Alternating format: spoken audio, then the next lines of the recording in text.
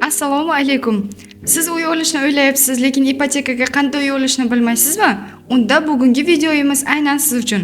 Bugun men sizlarga O'zbekistonda qanday ipotekaga uy olish kerakligini, qanday ro'yxatdan o'tish kerakligini va bizning ofisimiz Megapolis ko'chmas mulk agentligidan orzungizdagi uyni xarid qilishingiz haqida qisqacha tushuntirib o'taman. Ipoteka bu uzoq muddatga kredit olib, uy sotib olish tizimi hisoblanadi. Ya'ni siz uyni hozir sotib olasiz, keyin esa to'lovni oyma-oy amalga oshirasiz. Xo'sh, ipoteka olish uchun nima qilish kerak? Birinchi qadam rasmiy daromadingiz bo'lishi kerak.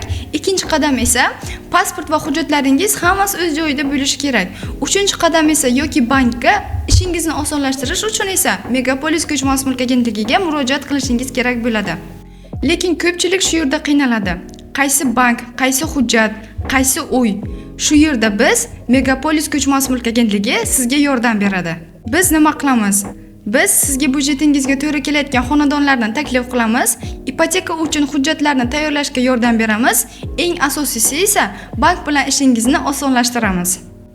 Siz Buxoroda 2 xonali xonadon sotib olmoqchisiz, lekin qayerdan boshlashni bilmaysiz. Shunda biz sizga tayyor variantlarni taklif qilamiz, ipotekaga to'g'ri kelayotgan xonadonlarni ko'rsatamiz va eng asosiysi hujjatlarni birga borib topshiramiz. Eng muhimi, siz vaqtingizni va pulingizni tejaysiz.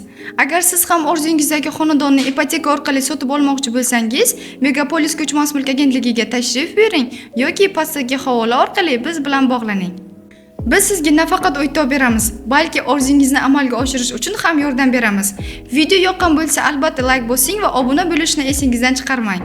Agar sizga foydali ma'lumotlar qiziq bo'lsa, bizni kuzatib borishda davom eting.